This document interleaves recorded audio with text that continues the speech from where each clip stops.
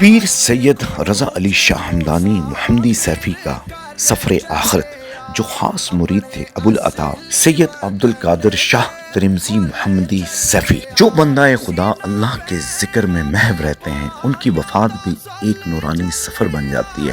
اصل کامیابی دلوں کو اللہ کے ذکر سے روشن کرنے میں ہے۔ پیر سید رضا علی شاہ ہمدانی نے اپنی زندگی کے آخری ایام میں شدید بیماریوں کا سامنا کیا، لیکن اپنے چہرے پر ہمیشہ مسکراہٹ سجائی رکھی۔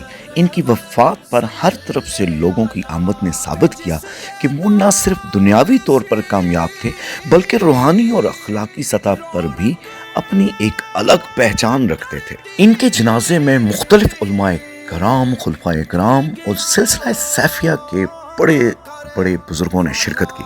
زندگی میں سید علی رضا شاہ ہمدانی کو جب اللہ کے ایک بہت بڑے کامل ولی پیر سید بشارت حسین شاہ ترمذی رحمت اللہ ملے، تو ان کی زندگی میں ایک ایسی روحانی بہار آئی کہ دنیا سے رخصت ہونے وقت یہ بشارت ان کو ملی کہ سفر آخرت نور سے بھر گیا اور سرور والا ہو گیا۔ میں نے سید رضا علی شاہ ہمدانی کو لفظوں میں نہیں، کردار میں سچا پایا۔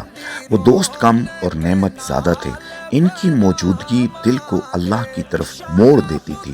انہوں نے ہمیشہ دوستی نبھائی، دکھ چھپائے، خیر بانٹی، اور یہ فیض ہمارے مرشد کریم سید عبدالقادر شاہ ترمذی محمدی سیفی کی روحانی تربیت کا ثمر تھا، جس نے سید رضا علی شاہ ہمدانی کو انسان سے انسان نافع بنا دیا۔ ان کی روحانی تربیت کو سلطان بہو کے اس شعر میں پیش کرتا ہوں۔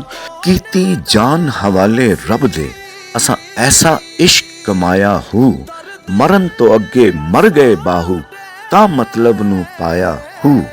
اور ان کی جدائی نے جہاں دلوں کو دکھ دیا ہے، لیکن ہمارے دل مطمئن ہیں، خوش ہیں کہ ہمارے دوست نے زندگی کو ضائع نہیں کیا۔ وہ کچھ پا کے گئے ہیں اس دنیا سے۔ اور آپ یقین کریں، جنازے مرنا تو سب نہیں ہے، لیکن جنازے سیفیوں کے ہوتے ہیں۔ وہ کس شان سے اس دنیا سے جاتے ہیں کہ وہ خالی ہاتھ نہیں جاتے، وہ رب کی رضا کو پا کے جاتے ہیں۔ اور میں قربان جاؤں اپنے سلسلہ سیفیہ کے تمام علماء کرام پہ، خلفائے کرام پہ، جو زندگی کو سنوارتے ہیں۔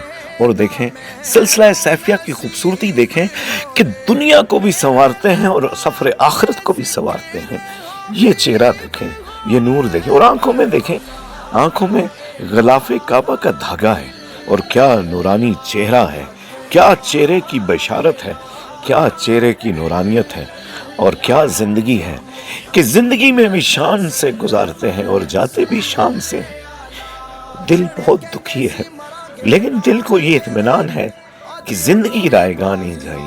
اور سلسلہ سیفیہ کی وفا دیکھیں کہ آخری سفر آخرت میں آخر تک رہتے ہیں۔ ہم نے یہاں پہ رات کو 3 بجے جنازہ ہوا، ہم صبح دن 11 بجے پہنچے، اور قربان جاؤں اپنے مرشدوں کے، جنہوں نے ہمیں یہ درس دیا، جنہوں نے ہمیں یہ سبق دیا کہ آپ یقین کریں کہ رات 11 بجے تک ان کی قبر پہ دعائیں، نعتیں، تلاوتیں اور ذکر جاری رہا۔ یہ ذکر کی بہار قسمت والوں کو ملتی ہے، نصیب والوں کو ملتی ہیں۔